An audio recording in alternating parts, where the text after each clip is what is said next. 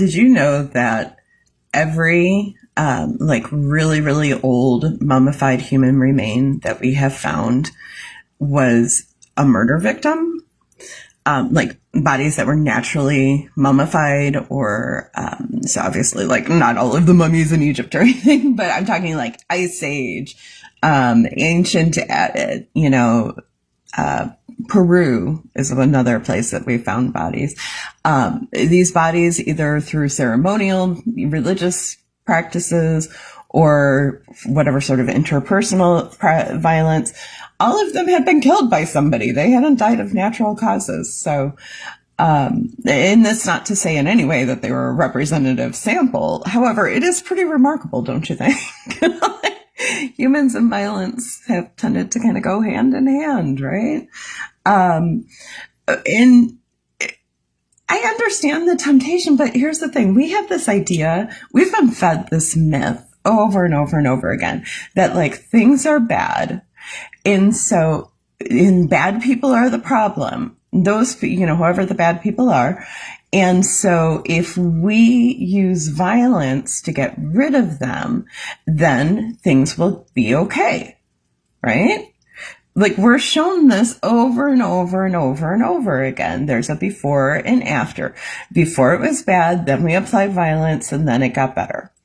Except that's just not real. Like you can think in your own life, you can think in, history. It's not like, yeah, sometimes things move forward, but there's actually been research done, where they look at revolutions and, changes in governance and stuff and what brought them about. And they found that peaceful, nonviolent, revolutions tended to be more effective, and the outcome after the revolution, because it's one thing to get rid of one group of terrible people, but what good does it do if you sent one group of terrible people to get rid of another group of terrible people, and now you've just switched out groups of terrible people who are running things? That doesn't help anybody, right? So we've been fed this idea that violence is going to make things better. And it's a tempting one. Obviously, humans have used violence to get their way forever and ever and ever. And yet at the same time, and we can look around the world and see how violent things are. I mean, we have genocides going on, multiple genocides going on right now, one of which is being televised practically.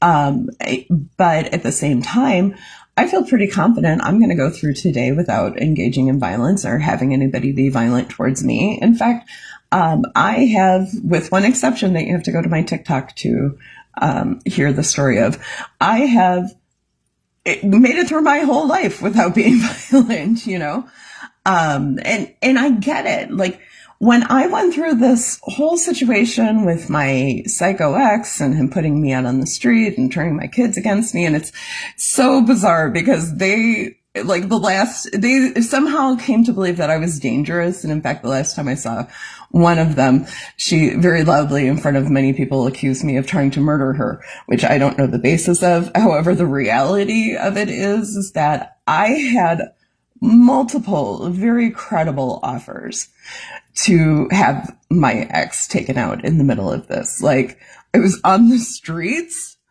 in Portland working with unhoused people near an open air drug market. There was a criminal element there. There were people who believe very strongly that violence is the proper answer in some situations, many situations, in fact, right? And, they're part of organizations that are like national and, international. I could have. There were people who were willing. And in fact, not only did I choose not to, I literally did not ever use my ex's name in front on the streets when I was moving around, because I didn't want anyone to take it upon themselves to go find him. Because if nothing else, in the end, one, I don't have the right to make decisions like that over death. That's God's job. That's not my job. And two, I don't want that to be part of my children's life. I don't want that to be part of their story that their dad was murdered. Like, good God, they've been through enough. why would I add that on top? Like, I just, I'm telling you, I was tempted. Opportunities continued, offers continued, I was tempted, but no, I don't want to. And, my kids' safety, is that worth compromising to get them away from what I believe to be an unsafe situation? It's a bit like those, I have to kind of trust that if I do the right thing, that in time, just like the people who engage in peaceful protest and revolution, in time end up with a better outcome than the people, in most cases, obviously, than the people who go find a warlord to take out the current leader, right?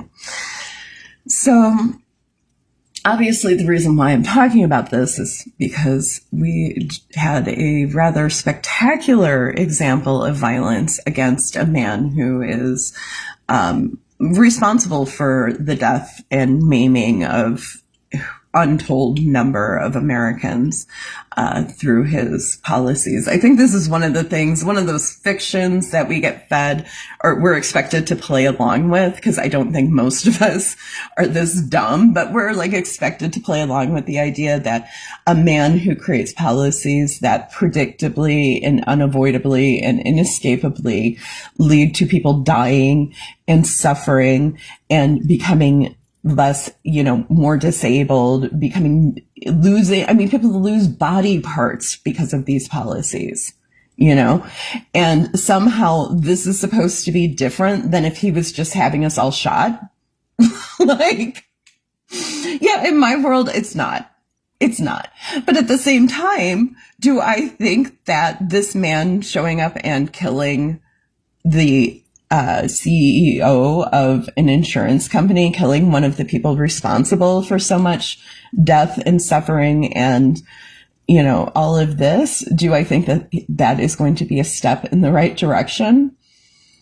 Maybe a step, maybe like put them on alert that people really are sick of their shit. Like, we feel the need to defend ourselves at some point. But probably not. You could probably take out the CEOs of every insurance company. Not that you should, but it could probably happen, and we'd probably still have medical debt. We'd probably still have loved ones dying. We'd probably still be losing teeth, and just all of having, cancer patients put back out onto the street with no housing, nothing. I mean, like, this is the world we live in. What do they expect from us? Like I said, I understand the temptation to violence, and not everybody's like me, not everybody is like me. A lot of humans believe very strongly in the myth of redemptive violence. And even if they don't think it's going to fix anything, they at least want to take a lick back. That man, people are cheering because he took a lick back on behalf of millions of Americans. That's why. It's the same thing as if a particularly vicious warlord was taken down, by somebody in an autocratic regime. People would cheer. It's the same thing. We're human. Nobody likes watching somebody use their position of power to harm and kill and, mutilate vulnerable human beings, cause just the most ridiculous suffering. Like, of course people are going to view the removal of this man from planet Earth favorably. What do you think? But anyways, that's just my input. This is actually the second time I did this. The first time I decided I was entirely too rambly, so I wanted to tighten it up again a bit. But I think it's worth thinking about. I think it's worth, we're moving into volatile times, and people are going to act how they're going to act. How are you going to act? I choose nonviolence as the world I want to live in. There's a lot of motivative reasoning going on here on my part. I assure you, I don't want to live in a world where things are solved by violence. I don't want to live in a world where the only solution to a truly terrible, heinous person is violence. I don't want to, that's not what I want. I don't want that. and that might be pie in the sky, Pollyanna dreaming. But at the same time, my life is literally pie in the sky, Pollyanna dreaming for women throughout much of human history. Like it may not be, just because it hasn't been done before doesn't mean it can't be done. So hopefully, I don't know. I never did win.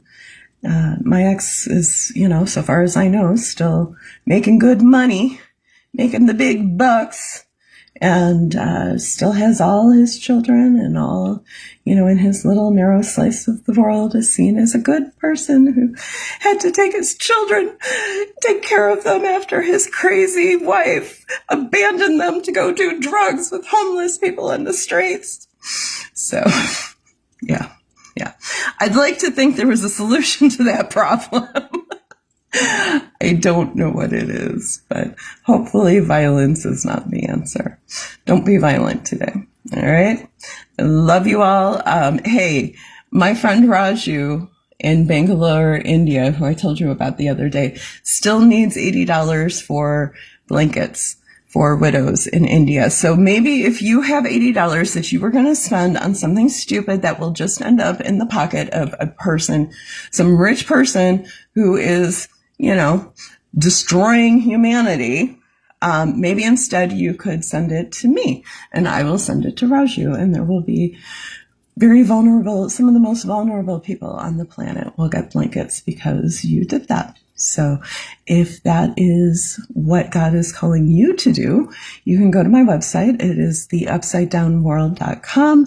Go to the support page. There are instructions for making donations there. Just mark it with Raju, and I will make sure it gets right to him. And you guys have a lovely day. Oh, also go over to my TikTok to hear the story of how I punched my ex in the dick. That was my one act of violence, and I shouldn't have done it. I'm glad somebody did, but I wish I hadn't done it. Anyways, all right. I love you guys. I'll talk to you later.